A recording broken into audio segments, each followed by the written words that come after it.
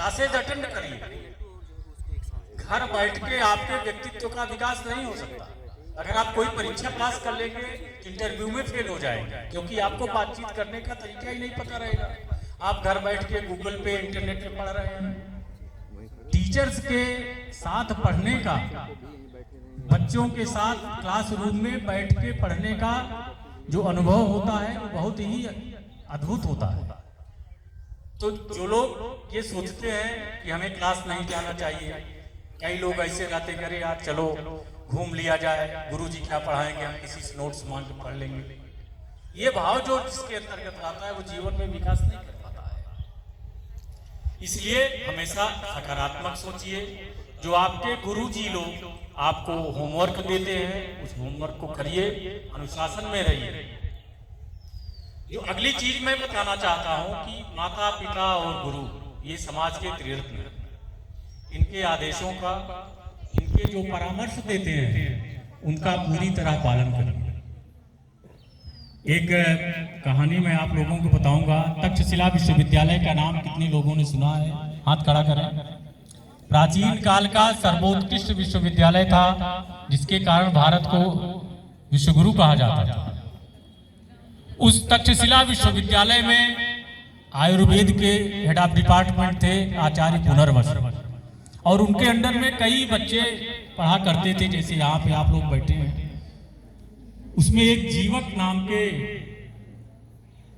वैद्याचार्य भी थे जो शिक्षा ग्रहण कर रहे थे। जब शिक्षा पूरी हो गई तो आचार्य पुनर्वस ने परीक्षा ली। रिटेन में तो काफी बच्चे पास हो गए। फिर उन्होंने इंटरव्यू लेने का समय आया तो उन्होंने कहा सभी बच्चों से कि आप लोग जंगल में जाइए और कोई एक वनस्पति तोड़ कर लाइए जिसमें कोई औषधीय गुण ना हो, जिसमें कोई गुण ना पाया जाता हो, ऐसी वनस्पति एक एक ले आइए। तो 100 बच्चे गए, सभी बच्चे एक एक वनस्पति लाए, केवल जीवक खाली हाथ आ गए। तो गुरुजी ने पूछा कि भाई सबने वनस्पति ले आए और जीवक तुम क्यों नहीं वनस्पति लाए? सभी बच्चे कहने लगे गुरुजी मैं ये लाया हूँ, मैं ये लाया हूँ। जीवक ने कहा कि गुरुजी कोई ऐसी वनस्पति नहीं है जिसमें औषधीय गुण ना हो। तो उसमें आचार्य पुनर्वस ने बहुत बड़ी चीज कहा है जो आप लोगों को सीखने का अवसर मिलना चाहिए। उन्होंने कहा कि अमंत्रम अक्षरम नास्ति, नास्ति मूलो अनौषधम, अयोग्य पुरुषो नास्ति, योगस्तत् दुर्लभम। इसका अर्थ यह है कि कोई ऐसा वर्णमाला का अक्षर नहीं है जिससे संस्कृत का, वेद का, पुराण का श्लोक न बन सकता हो। अर्थात सभी अक्षर की महत्ता है अपनी अपनी जगह। और नास्ति मूलो अनौषधम, कोई ऐसी वनस्पति नहीं है जिसमें औषधीय गुण न हो। अयोग्य पुरुषो नास्ति, कोई पुरुष या स्त्री अयोग्य नहीं होती है। लेकिन दुर्लभ क्या है? योजकस तत्र दुर्लभ है। जो उनके योजक हैं, जो उनमें अंतर्निहित प्रतिभा को उभार कर सामने लाने वाले लोग हैं, उनकी कमी। इसलिए कोई भी बच्चा, चाहे पुरुष हो चाहे महिला हो, वो अयोग्य नहीं होता है। अगर अच्छे टीचर्स मिलते हैं तो उनकी प्रतिभा को निखार करके सामने लाते हैं, जिससे वो व्यक्ति, वो पुरुष, वो महिला महान बनता है। इसलिए गुरु की भूमिका आपके निर्माण में बहुत महत्वपूर्ण है। इसलिए आप लोग पूरे अनुशासन में यहाँ रहिए। गुरु जो कुछ भी बताते हैं आप उसका पालन करिए। कोई गुरु ये नहीं चाहता कि हमारा लड़का फर्स्ट डिवीजन में पास हो। कोई चाहता है? सब चाहते हैं कि हमारा बच्चा जो हमारी क्लास में है टॉप करे। इसलिए सब लोग क्लास अटेंड करिए। अपने गुरु के आदेशों का, जो आपके टीचर्स हैं, प्रिंसिपल हैं, जो भी फैकल्टी मेंबर्स हैं, उनके आदेशों का पालन करिए। और जो लोग घर बैठ के पढ़ते हैं, मैं बार बार कहता हूँ, जितनी भी यूनिवर्सिटीज में मैं जाता हूँ ये सबको बताता हूँ। मैं अभी पाणिनि संस्कृत यूनिवर्सिटी उज्जैन गया था, और सांची बुद्धिस्ट यूनिवर्सिटी सांची में है मध्य प्रदेश में। 2-3 यूनिवर्सिटीज में अभी पिछले महीने मेरा व्याख्यान हुआ था।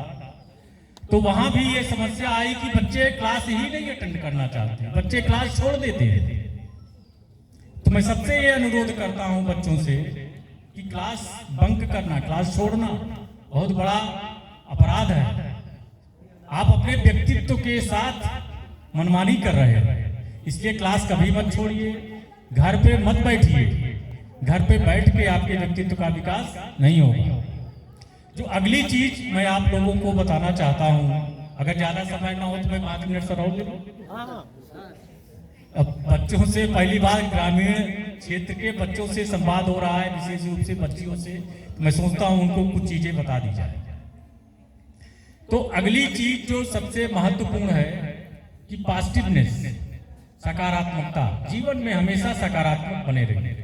आपको सफलता नहीं मिलती है, कोई आप कंपटीशन देते हैं, एक बार नहीं होता, दूसरी बार होगा, तीसरी बार होगा, लेकिन पास आप जरूर होंगे। ये दृढ़ संकल्प बना लें। जब हम लोग कक्षा 7-8 में पढ़ते थे तो अनिवार्य संस्कृत में एक श्लोक आता था, उत्साह संपन्नम अदीर्घ सूत्रम क्रिया विधिज्ञम व्यसनेशम। इस श्लोक को सुना है आप लोगों ने? जो संस्कृत के विद्यार्थी होंगे सुने होंगे। उसमें पहला क्या है? उत्साह संपन्न होना। प्रत्येक बच्चों को चाहिए कि अपने में उत्साह बनाए रखें। अदीर्घ सूत्रम, कम सोने वाला।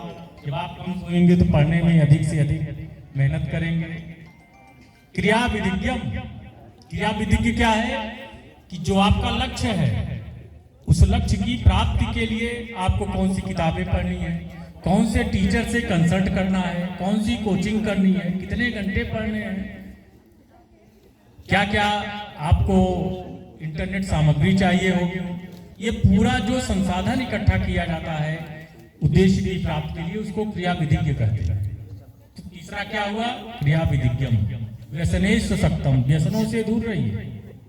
छोटे छोटे बच्चे, हम लोग पुलिस अधिकारी हैं, देखते हैं जिलों में एनडीपीएस के शिकार हो जाते हैं, नशाखोरी करने लगते हैं, अफीम, गांजा, सिगरेट, बीड़ी, शराब पीने लगते हैं। इसलिए इन सब चीजों से आप लोग दूर रहिए। आपके माता पिता बड़े परिश्रम से बड़ा अधिक से अधिक धनार्जन करके आपको पढ़ाते हैं। कितनी कठिन परिस्थिति में आपको पढ़ाते हैं, इसका भान आपको होना चाहिए। इसलिए आप लोग जो है अधिक से अधिक मेहनत करिए, अपने लक्ष्य को प्राप्त करिए। यही मेरी शुभकामनाएं हैं। समय बहुत हो गया, इसलिए मैं फिर कभी आऊँगा, जरूर बच्चों से संवाद करूँगा। इसी के साथ मैं अपनी वाणी को विराम देता हूँ। जय हिंद, वंदे मातरम।